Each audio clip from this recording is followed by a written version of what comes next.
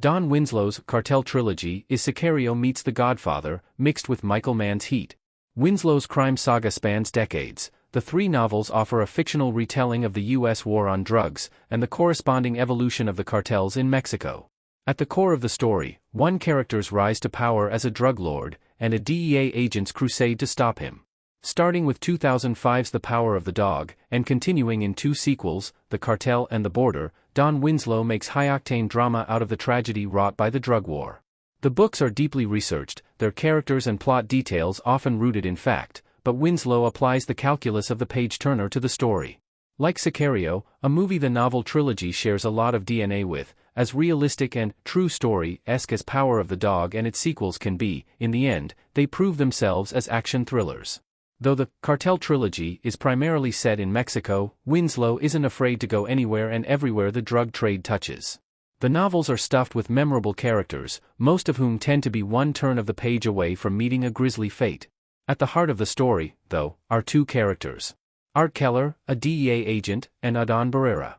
While Barrera is definitely the Michael Corleone of the trilogy, the relationship between him and the cop trying to take him down has its best parallel in Heat. Don Winslow's Cartel trilogy tells the story of the war on drugs from the 1970s through today. The Power of the Dog, published in 2005. Author Don Winslow spent some time working for the U.S. State Department, then as a private detective, before he started writing crime novels in the 1990s.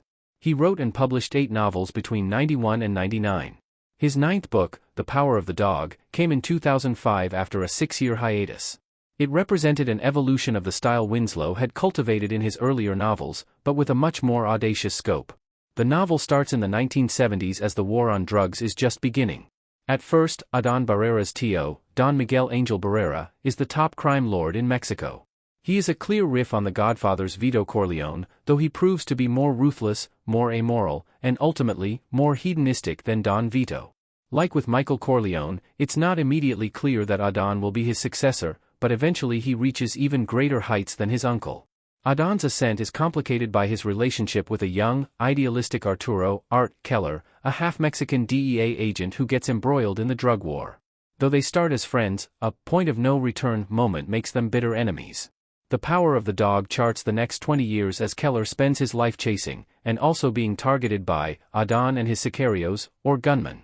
Without giving too much plot away, it's fair to say The Power of the Dog earns its epic status, with its decades-long story of a personal vendetta wrapped up in the increasingly violent battle between the cartels and the Mexican/U.S. forces assigned to stop them, and the cartels with each other.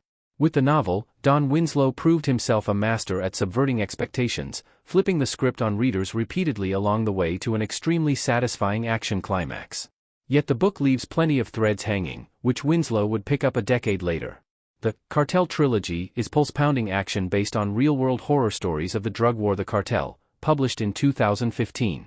The same year Sicario came out in theaters, 2015, Don Winslow's The Cartel hit bookstore shelves.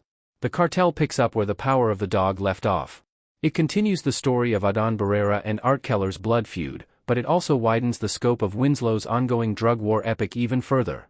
The Cartel doubles down on its violence and gore, but also on vocally calling out the war on drugs as a fraudulent and frivolous waste of lives and money.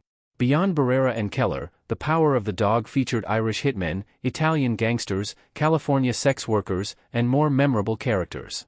The Cartel adds a local Juarez journalist, an 11-year-old cartel Sicario, the first American to lead a Mexican drug cartel, and other fascinating characters to the list.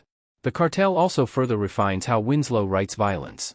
It's at once almost sterile, like journalistic reporting of facts, but it comes out of nowhere in the text, mimicking the way so many characters are ambushed and brutally gunned down throughout the books. The violence in the second novel becomes more visceral, but also more absurd and nihilistic. And just like in Heat, or any well-rounded crime fiction, readers will find themselves rooting for characters on all sides of the conflict, despite knowing they're on fatal collision courses with one another.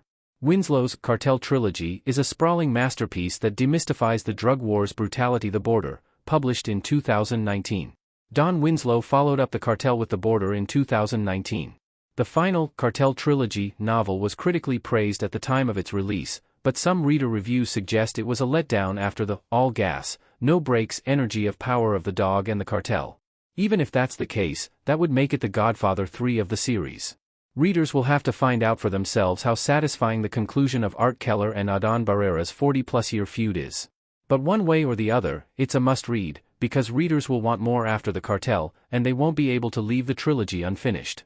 And for anyone who considers themselves a crime fiction fiend, The Cartel trilogy is a must-read. The series certainly wears its influences on its sleeve. Anyone who has read or watched The Godfather will recognize character archetypes and plot parallels.